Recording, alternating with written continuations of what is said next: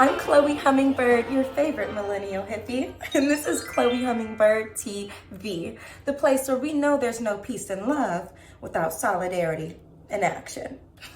Today, we'll be talking about activism. I'm sure you've been hearing that word activism going around a lot this year because of what's been happening in the world. You may have even heard anti-war activists like myself be condemned and villainized in the media by the mayor of Los Angeles, Karen Bass, and even our own president of the United States, Joe Biden. But what is activism exactly? This video will act as an activism 101 of sorts. We'll talk about what activism is, the different characteristics of activism, different examples of activism and activist movements throughout time, and problems with activist movements. So, what is activism exactly? Activism refers to the actions or efforts taken by an individual, a group, or organization to create change in society, whether that be political, social, or economic change at large. Activists engage in numerous different activities and methods in order to spread awareness, persuade public opinion, and to appeal to the administration or change the administration completely. The goal of activism often is to spread awareness of injustice, stop human rights violations, and advance other social causes. I consider myself an intersectional activist because I believe all issues are connected, and that there is not one thing, it's not just women's rights or humans' rights or Black rights that need to be focused on, but all of it holistically and collectively to create cultural and systemic change in the world. Now, this activism can manifest in a variety of ways by voting and talking to your administration directly, writing bills, artivism, protesting, boycotting. And we'll get into all that and the different forms of activism and protesting in my next video. Stay tuned. So now that we know what activism is, let's talk about the different characteristics that make activism what it is. There are 5 key characteristics of activism.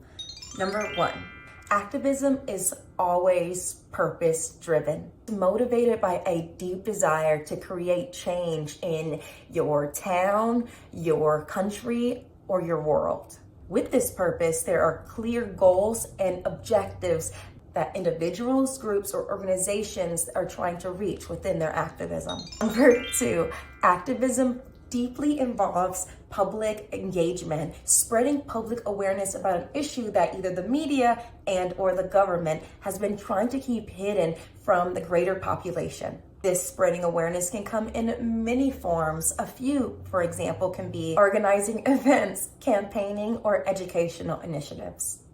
Number 3, advocacy and campaigning, not only on a local level, but activists have a real power to create change on a national and institutional level as well. That's because change that happens in one part of the world creates a ripple effect that can create massive change in another part of the world because we are all connected. It's an illusion that we're separate in any way. We influence each other in every facet that it means to be human. And activists are here to remind you that we create the world that we want to live in, not the other way around. Number 4, now activists are diverse in their tactics, okay? That can go from peaceful protests to civil disobedience to signing petitions and voting. That can also include digital activism like social media campaigns and spreading awareness online. Number 5, beautifully and unfortunately, activist movements are grassroots, meaning they start from the ground up, spreading awareness locally within communities and building up. Fortunately, we live in 2024 where it's the age of, the digital age, where you can spread information at a much faster rate than like any time before. Building and mobilizing communities takes time and often a lot of money as well. But building community is a key component of activism. So usually to be an activist, you may also need to create some community organizer skills as well. As I stated before, you can be an activist in so many different regards and have a different cause in your heart because We live in a crazy, beautiful world, and there's a lot of change that needs to be had.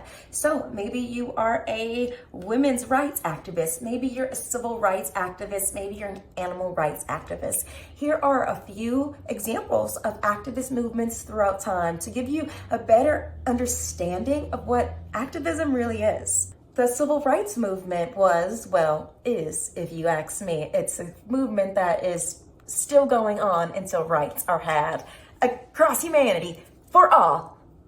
But I digress. The civil rights movement is a movement aimed towards giving people rights and ending racial segregation in terms of African Americans in the United States. This movement started around 1960s and it rippled out throughout the rest of the world. It's still a movement that's going on today, unfortunately. I mean, not unfortunate that the movement is still happening, unfortunate that the movement is needed at all. Like I always say, if you give people rights, they'll stop protesting about their rights if you're done with activists. That's all I'll say about that. Key figures in the civil rights movement you may have heard of: Martin Luther King, Rosa Parks, and Malcolm X. I urge you to learn your history about all three of these figures and do a deep dive, because a lot of what they were going through then, we're still going through now. Another movement of note is the women's suffrage movement. It was a movement in the 20th century aimed at getting women the right to vote. Yeah, we haven't had many rights for that long, which is so interesting. I'm like, this point in time, we as women were like the great experiments of many centuries, because women have more rights now than we've had in hundreds and hundreds of years. That's so sad. The women's suffrage movement in particular is highly criticized by being, well, highly racist to women of color, and the white women not wanting women of color to have the same rights that they wanted to fight for themselves. Environmental activism is another one of note, especially in 2024, where we have air pollution, environmental racism, and climate change at large.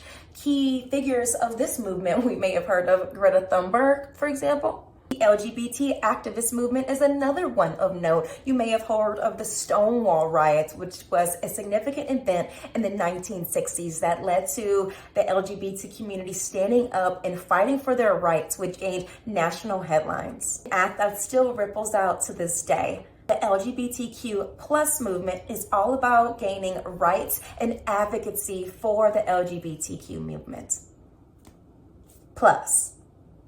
And we have the anti-apartheid activist movement, which is a global campaign aimed to ending the system of apartheid around the world. Particular countries of note have been South Africa and Israel. Prominent figures among this movement, you may have heard of Nelson Mandela, which I also urge you to do research on and find anti-apartheid activists near you. There's so many activists fighting for Palestine. So I totally urge you guys to dive in and educating yourselves about all the apartheid that's happening in the world currently. Your usefulness in any conversation as an activist is only as useful as your knowledge of the subject at large. So what does that mean? Education, education, education. I urge you to study even anti-apartheid activists that exist today.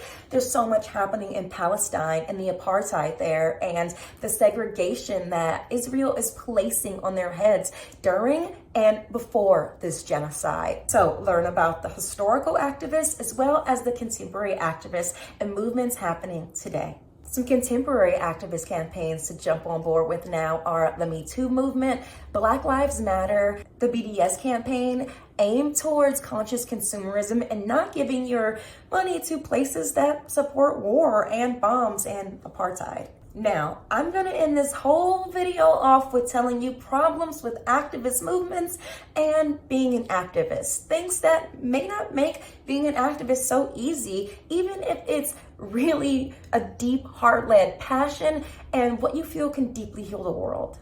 In Martin Luther King's letter from a Birmingham jail, he was talking to other liberals, people who at large agreed with him, just didn't like the way he did things or said things. And if you're speaking up and letting your opinion be known, the people who are fighting right along with you may sometimes be some of your greatest adversaries in the movement.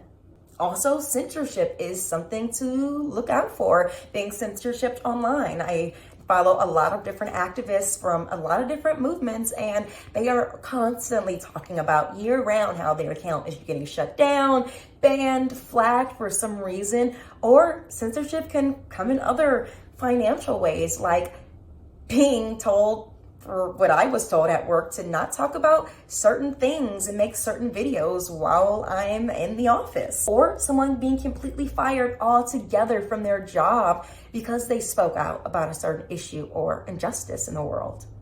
Which, the sad thing is, when that happens, is activists are the reason the world is pretty much as good as it is right now. If it wasn't for people throughout history fighting and standing up for our rights, we would have no rights. If people all went along with the status quo and subjugation and oppression from the government, then we would just have subjugation.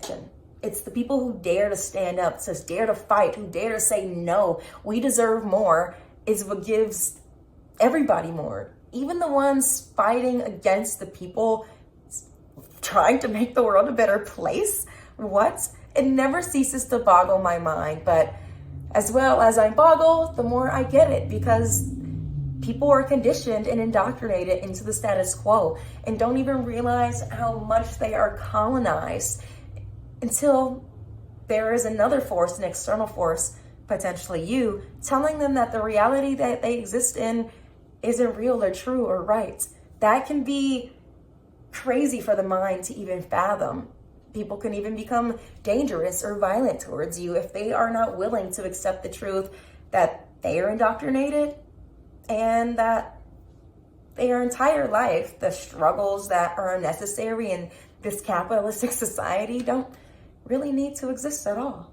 Also, another thing that can arise as an activist, the more you educate yourself, the more you learn, you can be kind of, again, this word, boggled by how most people don't care and how most people are kind of not uncomfortable enough with their current reality.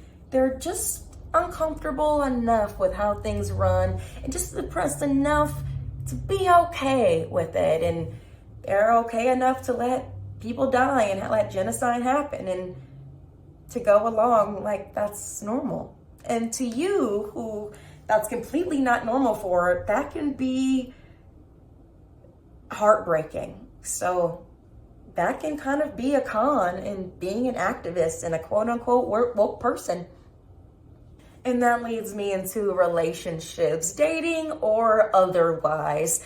Most people are okay with genocide.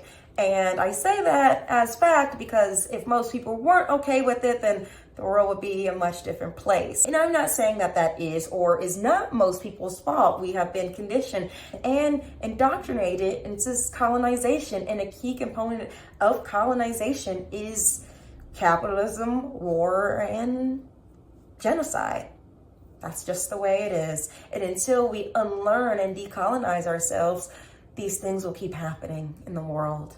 You will start to realize in your education and ego shedding journey that ego death equals societal liberation, and that most people aren't really ready for that reality. So you might find that getting to know or making friends with the average Joe is harder now that you've stepped into this enlightenment in your life as an activist. So we've went over gaining new relationships may be challenging, maintaining the old ones are also challenging, and then your government will be against you, not only metaphorically, but also violently. Cops are pawns of the government, and if the government says slavery is okay, cops will go along with that. If the government says that genocide in Palestine is okay, cops will go along with that. And we see that demonstrated by how violent they have been on college campuses and at protests at large throughout cities in America and throughout the world in 2024 and prior, if we're being honest. Throughout the civil rights movement, the US government heavily targeted civil rights leaders via their cops, political campaigns. Another consequence of being an activist is you could potentially go through doxing, which is the method of getting your private and personal information spread all over online. That can include your cell phone, email address, and even your work and home address, which of course can be highly dangerous to you and your family members. You can also be confronted with anti-protesters, unfortunately, people who fight and campaign and spread their precious time to take people's rights away in order to give people less rights, like war protesters or apartheid protesters. What? Obviously, those people are brainwashed and indoctrinated, so we have compassion and feel for them, but their ignorance is violence to people in the world. So it saddens me to see and experience and hear about people that have that perspective. I always go with, what is the closest thing to love? You know what I'm saying?